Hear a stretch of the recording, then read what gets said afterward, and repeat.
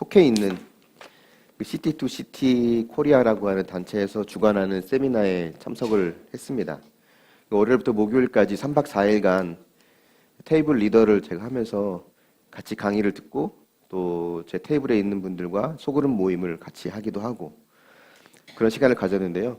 저처럼 이제 교회를 개척한 지 얼마 안 된 사람들도 있고 또 교회를 개척하기 위해 준비 중인 사람들도 있고 중형교회, 대형교회, 목사님들 다양한 분들이 다 참여해서 훈련을 받았습니다.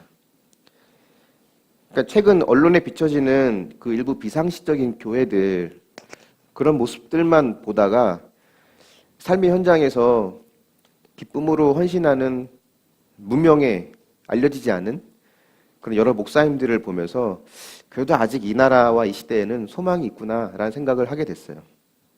그러면서 저도 다시금 초심으로 돌아가야겠다는 생각을 하게 됩니다. 가만 저를 들여다보면 처음 예수 믿었을 때의 어떤 그런 모습 아니면 처음 목사가 되기로 마음먹었을 때 신학교를 가기로 마음먹었을 때 그때 어떤 순수했던 모습 그때는 정말 예수님 한 분만으로 충분하다고 느끼고 행복했었는데 어느새 그런 모습들이 사라졌구나라고 하는 것을 제가 보게 됐어요. 여러분은 어떠십니까? 신앙생활이 기쁘신가요? 행복하십니까? 복음은 기쁜 소식이라고 하는데 복음을 믿는 여러분은 정말 기쁘신가요? 만약 그렇지 않다면 무엇이 문제고 어떻게 해결해야 될까요? 우리가 이런 고민을 갈라디아서를 통해서 좀 더 같이 깊이 있게 해봤으면 좋겠습니다. 갈라디아서 말씀이 계속 우리에게 이야기하는 것은 이 기쁜 소식을 회복하자는 거거든요. 복음을 내 안에서 회복하자는 거예요. 그러니까 복음이라고 하는 것은 믿지 않는 자들에게 구원받기 위해 필요한 메시지, 그게 다가 아닙니다. 이미 구원받았지만 기쁨을 잃어버리고 살아가고 있는 우리에게 먼저 필요한 소식이 바로 이 복음이라는 거예요. 오늘도 이 갈라디아서 말씀을 통해서 내 안에서 발견돼야 될 기쁜 소식을 한번 살펴보려고 합니다. 먼저 우리가 기억해야 될 기쁜 소식이 뭐냐면 첫 번째는 그분이 나를 아신다는 거예요. 8절 9절 말씀 같이 한번 읽어보겠습니다.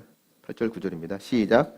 그러나 너희가 그때에는 하나님을 알지 못하여 본질상 하나님이 아닌 자들에게 종노릇하였더니 이제는 너희가 하나님을 알 뿐 아니라 더욱이 하나님이 아신 바 되었거늘 어찌하여 다시 약하고 천박한 초등학문으로 돌아가서 다시 그들에게 종노릇하려 하느냐. 이 8절 방금 읽었던 말씀에 보면 우리를 본질상 하나님이 아닌 자들에게 종노릇한 자라고 하거든요. 처음부터 우리는 무언가의 종이란 말이에요. 무엇의 종일까 생각해 보면 이 이야기는 에덴 동산으로부터 시작해야 됩니다. 아담과 하와가 하나님께서 먹지 말라고 하셨던 선악과를 먹었던 이야기 우리 잘 압니다. 선악과를 먹은 결정적인 이유가 뭐였냐면 스스로 하나님과 같이 되기 위해서였어요. 이 말은 이제 더 이상 누구의 종이 되지 않겠다는 거거든요. 누가 시키는 대로 하지 않겠다는 거예요. 누구 말을 듣고 따른 삶이 아니라 내가 내 인생의 하나님이 되어서 내가 결정하고 내 마음대로 하겠다는 겁니다. 스스로 하나님과 같이 되어서 행한다고 하지만 성경은 그것을 오히려 뭐라고 하냐면 종이 되었다라고 말을 합니다. 나는 하나님이 되고 싶어서 행했지만 성경은 그건 네가 종이 되는 거라는 거예요.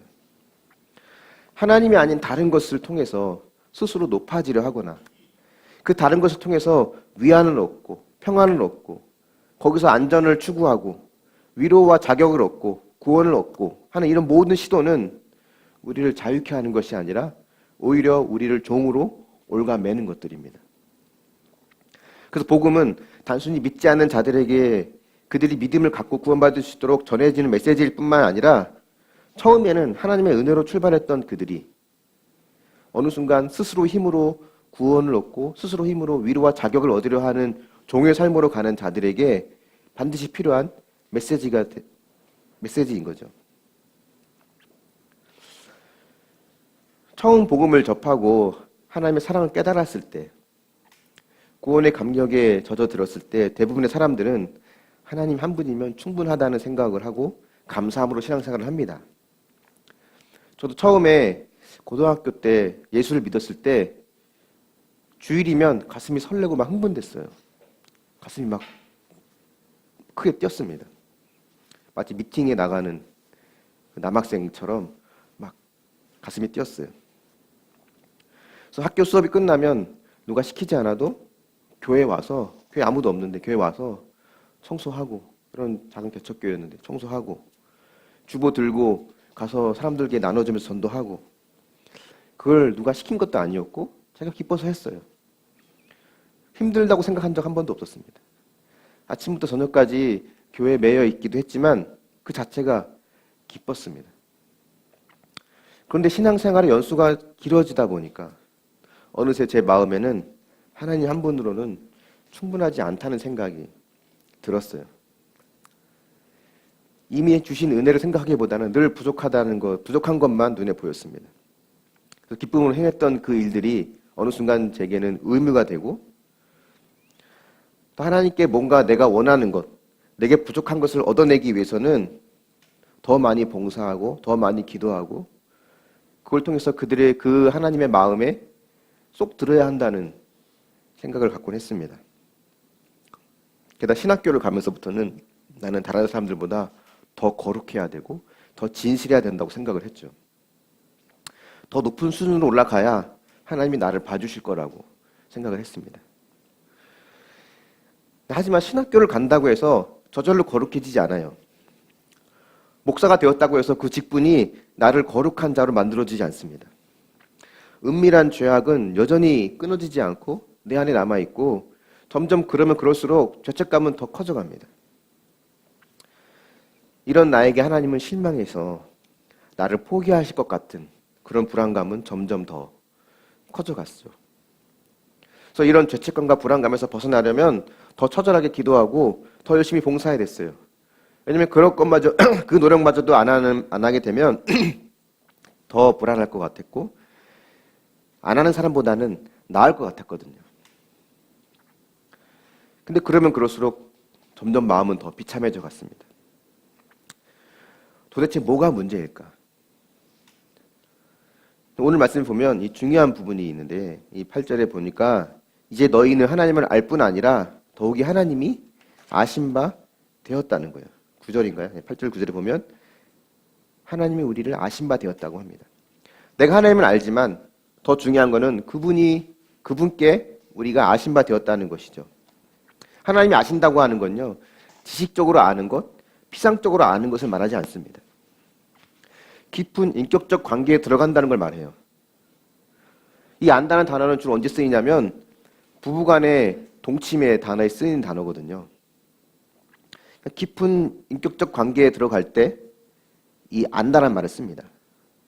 그러니까 내가 뭘 잘해서, 내가 뛰어나기 때문에, 남들과 다르기 때문에 하나님 눈에 띄는 것이 아니라 그분은 처음부터 나를 아신다는 거예요. 그래서 내가 그분께 잘 보이기 위해서 나 좀 봐달라고 애쓰고 처절하게 기도하는 것은 의미가 없습니다. 이미 나를 아시고 나를 사랑하시는 거예요. 우리가 가장 잘 놓치는 부분이 바로 이 부분이라는 거예요. 은혜라고 하는 거는 자격 없는 자에게 베푸는 호의이거든요. 그래서 은혜를 받았다고 하는 거는 내가 누구이든, 내가 어떤 상황이든, 어떤 죄악 가운데 있든 그 은혜의 하나님은 나를 아시고 나를 사랑하신다는 겁니다. 그래도 뭔가 자격이 있어야 되지 않을까? 그래도 봉사를 많이 하고, 그래도 주일 예배 잘 드리고 성실하게 묵상하고 기도하는 사람들이 그것마저 안 하는 사람보다 더 자격이 되지 않을까? 라고 하는 생각을 하게 됩니다. 저 믿음 좋은 사람들은 오래전부터 하나님께서 특별하게 그들을 기억하시고 보잘것없는 나는 하나님의 관심 밖에 있는 건 아닐까? 라고 하는 생각들을 우리는 늘 하게 되죠. 목사도 마찬가지입니다. 저 사람은 얼마나 하나님의 특별한 사랑을 받았길래 개척한 지 1년 만에 200명이 되었을까? 그런 성공 스토리를 들으면 그런 생각이 들어요. 근데 목사뿐만 아니라 모든 사람이 그렇거든요. 저 집은 얼마나 하나님의 사랑을, 얼마나 큰 사랑을 받기에 자녀도, 남편도, 직장도 뭐 어떤 것도 문제 없이 잘 살아가고 있을까? 이 반대의 생각도 마찬가지입니다. 남들보다 내가 더 큰 사랑을 받을 만한 자격이 있다라고 여기는 것도 은혜를 모르는 거예요. 내가 하나님을 찾기 이전에 이미 그분은 나를 아시고 나를 사랑하시는 분입니다. 그 어떤 것도 이 은혜를 대신할 수 없어요. 이 은혜를 다른 행위로 채우려고 하면 그러면 그럴수록 더 비참해집니다. 도덕으로, 신앙으로, 뭔가를 성취하는 걸로, 교회를 출석하고 남을 돕는 걸로, 성경 읽는 걸로, 기도하는 걸로, 이런 우리가 흔히 우상이라고 여기지 않는 이런 것들로 내 속을 채우고 내 마음을 채워서 하나님의 사랑과 은혜를 받아내려고 한다면 그 모든 것들이 아무리 좋은 신앙의 모습이라 할지라도 그것마저도 내게 우상이 될 수 있다는 겁니다. 그것이 하나님의 나를 기억하고 나를 사랑하고 나를 아시는 일에 도움이 되지 않아요. 하나님이 이미 나를 아셨습니다. 그래서 복음의 첫 번째 메시지는, 기쁜 소식은 그분이 나를 아신다는 거예요. 이 안다는 거는 그냥 수많은 사람 중에 하나를 안다는 것이 아니라 부부와 부부, 남편과 아내가 서로 잠자리를 같이 하는 것처럼 그런 친밀한 인격적인 관계로 나를 아신다는 겁니다. 한번 적용해 보십시오. 하나님이 나를 아신다는 사실이 여러분에게 어떠한 마음, 어떤 감정을 일으키게 하나요? 안심을 주나요? 아니면 아직도 의심한 마음을 주나요? 내가 자격을 취득하기 위해서, 내가 하나님의 사랑을 받기 위해서 내가 섬길 수 있는, 섬길 위험이 가장 높은 우상은 어떤 것이 있습니까? 두 번째로 우리가 기억해야 될 기쁜 소식이 뭐냐면, 나는 하나님의 기뻐하는 자라는 겁니다. 은혜를 잃어버리고 율법과 행위로 돌아가려 하는 갈라디아 교인들이 있고, 또 그런 교인들에게 은혜의 복음을 전하는 바울이 있죠. 이 둘 사이의 차이점이 좀 있습니다. 이 바울과 갈라디아 교회 교인들 사이에는 어떤 일이 있었는지 정확히 나와 있지 않지만 14절부터 16절에 있는 내용을 우리가 보고 유추해 보면 아마 이런 일이 있지 않을까 생각이 들어요.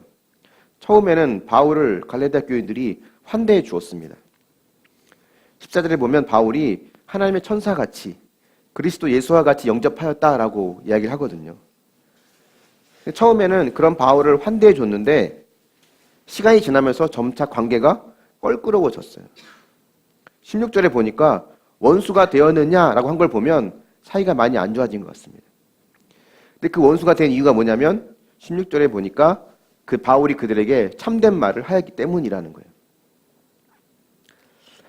바울은 특별히 갈라디아 교인들을 미혹하는 거짓 교사들이 정말 무엇을 원하고 있는지를 꿰뚫어 보고 있었습니다. 그들이 정말 원한 게 무엇인지를 바울이 17절에 이렇게 얘기해요. 17절 말씀 같이 한번 읽어보겠습니다. 시작. 그들이 너에게 대하여 열심 내는 것은 좋은 뜻이 아니요 오직 너희를 이간시켜 너희로 그들에게 대하여 열심을 내게 하려 함이라. 이 말을 원어 그대로 직역하면 이렇게 번역이 되거든요. 그들이 아첨하여 너희를 지켜 세우는 것은 너희로 아첨해서 그들을 지켜 세우게 하려 함이라. 너희를 높이는 것은 그걸 통해서 자기들을 높이기 위함이라는 거예요. 거짓 교사들이 편을 가르고 그 많은 무리들이 또 자기를 따르게 하는 위해서 그들에게 이런 거짓된 가르침을 전하고 있다는 거예요. 복음을 위해 사는 사람들은요, 누군가의 인정을 절대적으로 필요로 하지 않습니다. 하나님 앞에 서는 걸로 충분한 거예요. 하지만 복음이 아닌 다른 것을 따라가는 사람들은 누군가로부터 인정을 받고 높임받는 것을 궁극적인 목적으로 삼아요. 거짓 교사들이 왜 갈라디아 교인들에게 횡의를 구워 넣는 것을 강조하는 걸까? 자기를 갖춰야만 된다고, 유대인처럼 돼야 된다고, 할례를 받고 절기를 지키고 그런 율법을 지켜야 하나님이 너희를 특별히 더 사랑할 거라고 왜 그들이 그런 행위를 계속 강조하는 걸까? 라고 하는 것은 그런 가르침을 통해서 결국은 그들 스스로가 높아지고 싶은 마음 때문에 그런 거예요. 나를 따르는 사람들이 많으면 많을수록, 나에게 의존하는 사람들이 많을수록, 내 가르침을 지지하고 내 가르침대로 살아가는 사람들이 많으면 많을수록 나는 하나님께 복을 받은 사람이다. 나는 하나님께 쓰임받고 있는 사람이다라고 하는 그런 확신을 그들은 가지고 있었기 때문에 그렇습니다. 열심 자체가 나쁜 건 아니에요. 열심을 내는 거 좋은 겁니다. 하지만 어떤 동기에서 비롯되었느냐가 중요한 거죠. 거짓 교사들은 갈라디아 교인들을 율법을 잘 지키는 사람들을 만들어서 그들의 수준을 높이면 동시에 자기들도 같이 높아진다고 여겼기 때문에 그들은 거기에 대해서 열심을 낸 겁니다. 반대로 은혜를 경험한 바울은 어떤가를 보기를 원하는데요. 12절에 있는 바울의 고백을 한번 묵상할 필요가 있을 것 같아요. 12절 말씀 같이 한번 읽어보겠습니다. 시작. 형제들아 내가 너희와 같이 되었은즉 너희도 나와 같이 되기를 구하노라. 너희가 내게 해롭게 하지 아니하였느냐. 거짓 교사들은 사람들이 나를 좋아해 줄 것을 원했죠. 바울은 너희들이 나를 좋아하라가 말한 것이 아니라 너희도 나와 같이 되라고 말했어요. 나를 좋아해 주는 팬을 얻으려 한 것이 아니라 나처럼 그들도 예수 그리스도를 따르기를 원했던 것입니다. 이 두 바울과 이 거짓 교사들은 똑같은 열심을 냈지만 동기가 달랐습니다. 뿐만 아니라 갈라디아 교인들은 참된 말을 하는 바울을 원수로 여긴 것 같아요. 16절에 보니까 바울은 오히려 자기를 원수로 여기고 자기에게 등을 돌리는 그들을 위해서 다시 해산하는 수고를 하겠다라고 말을 합니다. 저도 애를 낳아보진 않았지만 애를 낳는 고통은 상상을 초월한다고 하잖아요.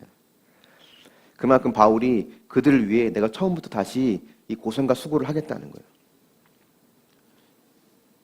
왜 그럴까? 바울이 뭐가 아쉬워서 바울에게 등 돌린 사람들을 향해서 다시 해산하는 수고를 하겠다고 하는 걸까요? 거꾸로 돼야 되는 거 아니에요. 바울이 그래 님들 마음대로 해봐라 하고 등을 돌리면 그들이 우리 버리지 말아달라고 바울에게 다시 매달려야 되는 거 아니에요. 근데 오히려 성도들은, 교인들은 바울에게 등을 돌렸는데 바울은 그들을 향해서 다시금 내가 해산한 수고를 하겠다는 거예요. 그들이 듣고 싶은 말을 하지 않았기 때문에 참된 말을 했다는 이유로 사람들로부터 험한 말과 욕설을 들었을 수도 있는 이 바울이 왜 그들을 포기하지 않는 걸까? 바울도 충분히 그들이 듣고 싶은 말을 해주면서 그들로부터 인정을 받고 그들에게 칭송을 받는 자로 남을 수 있었습니다. 하지만 그는 자신이 인정받고 찬송받기보다는 사람들이 하나님을 의지하고 주님을 닮고 주님을 찬송하는 자로 살아가기를 더 원했던 거죠. 근데 여기서 지금 우리가 기억해야 될 것은 바울이 그래서 대단하다를 말하는 게 아니에요. 우리도 그런 바울을 본받자라고 말하는 것이 아닙니다. 여기 중요한 건 바울이 아니에요. 더 중요한 건 바울이 그런 마음을 가질 수 있기까지에는 복음이 있었기 때문에 가능하다는 거죠. 복음이라고 하는 거는 우리로 하여금 사람에게 인정받고 칭송받고 싶어하는 그 욕망으로부터 우리를 해방시켜 줍니다. 우리의 가장 큰 내적 우상 중 하나는 인정 우상이거든요. 모든 사람이 갖고 있는 우상 중에 하나는 인정 우상이에요. 누군가로부터 인정받고 싶은 마음이에요. 다만 인정받고 싶은 종류가 다를 뿐입니다.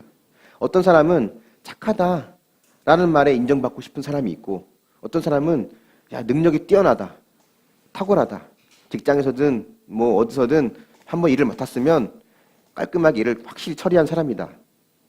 이런 인정받고 싶은 사람이 있고 어떤 사람은 세련됐다, 센스가 있다, 이런 인정을 받고 싶은 사람도 있는가 하면 예쁘다, 좋은 아내다, 좋은 엄마다, 이런 말들로 인정받고 싶고 그 인정에 목말라 하는 사람들이 다 있습니다. 저는 착한 사람이다, 온유한 삶이라고 하는 것이 저의 인정 욕구였던 것 같아요. 유능하다, 설교 잘한다, 잘생겼다, 저게 별로 와닿지 않아요. 물론 그렇게 해주는 사람도 거의 없긴 하지만 착하다, 성품이 온유하다 그런 이야기를 들을 때 왠지 제가 좋은 사람이 된 것 같고 더 훌륭한 사람이 된 것 같아서 기분이 좋습니다. 근데 그러다 보니까 제 안에 있는 가장 큰 두려움이 뭐냐면 이 이미지를 잃어버리는 것이 저에게 가장 큰 두려움이었어요. 이걸 잃지 않기 위해서 상대방이 듣고 싶어하는 말만 해줬고 또 상대방의 이야기에는 무조건 동의해야만 했습니다. 특히 부교육자 시절엔 더 그랬어요. 그래서 바울이 참된 말을 해서 원수가 되었던 것처럼 저는 그런 경험은 없었어요. 많은 사람들이 좋은 목사라고 인정해주는 소리를 종종 들었습니다. 지금도 간혹 석수교회에 있는 분들이 뭐 문자나 카톡으로 저를 지지해주고 응원해주는 문자를 보낼 때 참 좋은 목사님, 뭐 참 마음이 따뜻했던 목사님, 뭐 목사님 항상 기도합니다, 응원합니다, 뭐 이런 이야기를 들으면 내가 잘했나 보다라는 착각을 하게 됩니다. 그런 그들이 어쩌면 저를 좋은 목사로 인정해 주었을지 몰라도 엄밀히 제 자신을 들여다보면 복음을 따르는 자가 아니라 인정 우상의 종로로 타는 자였구나라고 하는 것을 저는 느끼게 돼요. 착한 사람이라고 하는 것을 저의 정체성으로 두었기 때문에 그렇습니다. 그래서 그 정체성을 잃어버린 것은 저에게 큰 두려움이었어요. 여러분은 어떤 사람이라고 인정받는 것을 원하고 있나요? 무엇을 잃어버린 것이 가장 여러분에게 두려운가요? 여러분이 놓치고 싶지 않은, 잃고 싶어 하지 않은 이미지는 어떤 게 있나요? 복음은 우리에게 이 모든 것으로부터 자유케 합니다.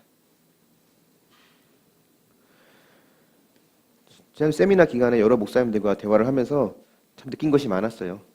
참 목사도 사람이다 보니까 약점이 많죠. 그래서 목회가 뜻대로 되지 않으면 많은 목사님들이 이런 자괴감에 빠져요. 왜 나만 못하는 걸까? 나는 정말 무능력한 걸까? 난 여기까지인가? 하나님 나를 외면하신 건가? 근데 이건 목사들뿐만이 아니라 여러분도 마찬가지라고 생각을 합니다. 한계에 부딪힐 때마다, 실패를 반복할 때마다, 좀 더 나아질 가능성이 보이지 않을 때 나는 여기까지인가 보다. 또 그런 생각을 오래 묵상하다 보면 나는 영원히 실패자로 남을 것 같고 내 인생은 이렇게 끝나고 하나님마저도 나를 외면하실 것 같은 그런 두려움을, 그런 불안함을 갖곤 합니다. 근데 그때마다 우리가 기억해야 될 것이 있어요. 그런 것들이 나의 존재를 말해주지 않는다는 거예요. 무엇을 성공하든 실패하든 일어서 있든 주저앉아 있든 그것이 내가 누구인지 어떤 존재인지를 증명해 주지 않아요. 우리의 정체성은 단 하나입니다. 하나님의 사랑받는 자녀라는 거예요. 우리를 보증해 줄 수 있는 이 정체성 이거 외에는 그 어떤 것도 우리의 존재를 증명해 주지 않습니다. 바울에게 심각한 육체의 문제가 있었던 것 같아요. 13절에 보면 육체의 약함이 있었다라고 말을 하거든요. 근데 그 육체의 약함이 있었기 때문에 바울은 복음을 전할 수 있었다라고도 고백합니다. 바울을 기억할 때 바울이 그 약한 사람, 바울의 정체성을 이야기할 때 약한 자, 육체의 약함이 있는 자가 바울의 정체성이 되지 않아요. 또 바울이 아무리 복음을 많이 전하고 교회를 많이 세웠다 하더라도 바울의 정체성은 능력 많은 전도자, 개척자가 아닙니다. 그 역시도 모든 껍데기를 다 벗기고 나면 사랑받는 하나님의 자녀라는 것, 이거 외에 남지 않아요. 다른 건 다 바뀔 수 있지만 이건 결국 바뀌지 않거든요.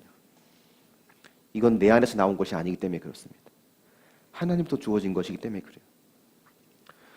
지난주 주일날 기도의 은사를 받은 목사님이 오셔서 특강을 하시고 가정별로 개인별로 쭉 다 기도를 해주셨잖아요.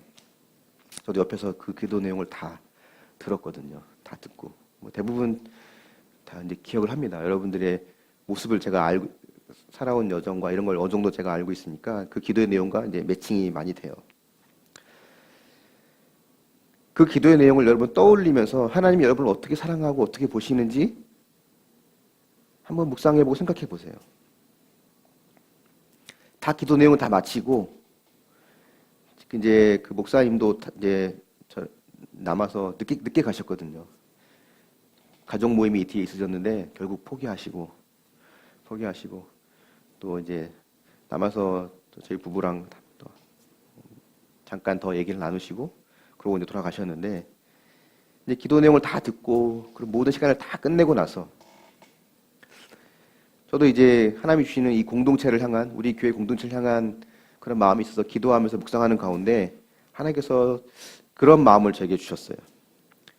이런 모든 성도들에게, 때로 힘들고 아픈 가운데 있는, 연약한 가운데 있는 성도들에게 하나님이 주신 마음이 어떤 것이었냐면, 세례 요한이 세례 요한에게 세례를 받으신 예수님이 이제 기도하기 위해서 이제 기도하는 자리에 있을 때 하늘에서 큰 음성이 들렸거든요.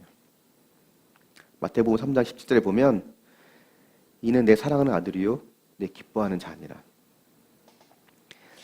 이것이 공동체에게 주시는 하나님의 메시지구나라는 생각을 하게 됐어요. 여러분이 어떤 자리에 있든, 어떤 상황에 있든, 어떤 실패와 어떤 아픔을 겪고 있든, 어떤 나약함을 안고 있든, 그것이 여러분의 존재를 증명하지 않는다는 거예요. 하나님은 내 사랑하는 자녀고 내가 기뻐하는 자다라고 우리를 보십니다. 복음의 메시지 두 번째는 내 사랑하는 아들, 내 기뻐하는 자라는 겁니다. 한번 적용해 보십시오. 사람들이 나를 의존하고 나를 따르고 좋아해 주는 것이 하나님을 따르는 것보다 더 중요하다고 생각하지 않습니까? 여러분은 어떤 인정받는 것을, 어떤 부분에 인정받는 것을 더 좋아합니까? 어떤 부분에서 인정받지 못하는 것이 두려운가요? 내 사랑하는 아들이고 내 기뻐하는 자라고 하는 말씀이 내게 주신 하나님 말씀이라는 것이 인정되십니까? 마지막 결론을 맺어보려는데요. 21절부터 나오는 하갈과 사라의 이야기로 결론을 맺어보려 합니다. 하갈과 사라는 둘 다 아브라함의 아들을 낳은 여인이에요. 아브라함의 부인이었던 사라. 이 사라는 나이가 많아서 아이를 낳을 수 없었습니다. 왜냐하면 이미 폐경된 지가 오래됐거든요. 즉 다시 말하면 불임이라는 거예요. 반면에 하갈은 사라의 몸종이었어요. 아브라함의 첩이 되었고 젊은 여인이었기 때문에 아이를 낳을 능력이 있었습니다. 아브라함에게 자손을 주실 거라고 했던 하나님의 언약은 당연히 부인 사라를 통해 이루어지는 거죠. 하지만 이 사라는 자녀를 낳을 수 없는 상태였습니다. 이때 아브라함은 선택의 기로에 놓여 있었던 겁니다. 도저히 내 상식과 내 힘으로는 아들을 낳을 수 없을 것 같은 사라를 통해 아들을 낳을 것인가, 아니면 아들을 낳을 만한 능력이 있어 보이는 하갈을 첩으로 맞이해서 아들을 낳을 것인가. 사라를 택하게 되면 100% 하나님의 능력과 은혜를 기다려야 되고요. 하갈을 택하게 되면 아브라함의 능력으로도 충분히 해볼 만한 일입니다. 결국 두 아들이 다 태어났어요. 바울은 이것을 두 언약에 대한 비유라고 말을 합니다. 두 아들 중에서 약속의 자녀는 사라에게서 나온 자녀예요. 바로 이삭이죠. 하갈과 그 아들 이스마엘은 하나님은 내쫓으라고 하셨습니다. 왜냐하면 이삭과 이스마엘은 함께 유업을 얻지 못하기 때문에 그래요. 바울은 지금 이 내용을, 창세기에 있는 내용을 가지고 이게 도덕적으로 옳으냐 아니냐를 논하는 것이 아닙니다. 하갈이 문제냐, 주인이 시킨 대로 했을 뿐인데, 그래서 아들을 낳았을 뿐인데 걔네들은 뭔 죄가 있냐, 지금 이걸 논하는 게 아니에요. 바울은 이것이 비유다라는 것을 먼저 24절에 밝힙니다. 이것은 도덕적으로 옳으냐 아니냐를 논하는 게 아니라 이 안에 율법과 복음의 메시지가 들어있다는 거예요. 진정한 아브라함의 후손이 되기 위해서는 율법을 지켜야 한다라고 말했던 거짓 교사들에게 바울이 지금 일침을 가하는 거거든요. 그래, 너희들이 그렇게 죽고 못 사는 아브라함, 그 아브라함의 후손이라는 거 너희 자랑하고 싶고 그렇게 되고 싶냐? 근데 그 아브라함의 후손 역시도 율법으로 된 것이 아니라 100% 하나님의 은혜로 된 거라는 거죠. 이미 100세가 거의 다 돼서 폐경된 지 오래된 할머니 사라가 아들을 낳은 것 자체가 은혜입니다. 스스로 잉태할 수 없는 자, 스스로 아들을 낳을 수 없는 자, 스스로 회복될 수 없는 자에게 주시는 하나님의 은혜의 복음이 바로 이 구약 성경 전체에 이야기하는 복음의 메시지예요. 이 잉태할 수 없는 여인에게서 나온 약속의 자녀, 이 스토리는 우리에게 또 다른 먼 훗날 이와 비슷한 잉태할 수 없는 여인이 낳을 또 다른 아들을 우리에게 보여줍니다. 이 여인 역시도 사라와 같이 마찬가지로 잉태할 수 없는 몸이었어요. 사라는 불임이었지만 이 여인은 처녀였습니다. 불임도 잉태 가능성이 없지만 불임보다 더 가능성이 없는 게 바로 처녀죠. 이 처녀의 몸에서 나온 아들이 나온다는 이 스토리는 바로 구원은 100% 은혜로 주어진다고 하는 것을 우리에게 보여주거든요. 출산 가능한 여자만을 통해서 스토리가 전개됐다라면, 만약 그랬더라면 우리는 출산할 능력을 갖추기 위해서 더 도덕적으로 훌륭한 사람이 되어야 됐고, 자격을 갖추고 능력을 갖춘 자가 되기 위해서 몸부림쳤을 거예요. 하지만 그것은 은혜가 아닙니다. 복음은 지금 여러분이 어떤 사람이었는지, 과거에 어떠했는지 그걸 중요하게 보지 않아요. 출산 능력이 없었던 사라처럼 어쩌면 우리는 영적으로 도덕적으로 버림받은 사람일지도 모릅니다. 심각하게 타락한 사람일지도 몰라요. 다시는 내가 일어설 수 없는 자일지 모릅니다. 당시에 여자가 나의 아이를 낳을 수 없다는 것은 굉장히 큰 수치였어요. 어쩌면 우리는 우리 스스로를 이런 실패자로 여기면서 수치를 안고 있을지도 모르겠습니다. 그런 사라에게 하나님 아들을 주셔서 그 모든 수치를 덮어주셨어요. 약속의 자녀를 하나님의 은혜로 허락해 주셔서 다시금 구원의 은혜와 다시 그 마음의 기쁨을 회복시켜 주셨습니다. 그 하나님 은혜가 지금 저와 여러분 안에 가득 차 있음을 기억할 수 있길 바랍니다. 이게 우리가 회복해야 될 기쁜 소식이에요. 하나님 나를 아시고 하나님 나를 기뻐하신다는 거예요. 비록 내가 수치를 안고 있는 실패자라 할지라도 그게 나의 정체성을 말하지 않기에 하나님 이런 나를 기뻐하십니다. 이런 은혜의 복음을 간직하면서 하나님 앞에 또 기쁨을 회복하는 저 여러분이 될 수 있기를 예수님의 이름으로 축원합니다. 아멘. 우리 성찬식을 먼저 거행하도록 하겠습니다. 찬송가 우리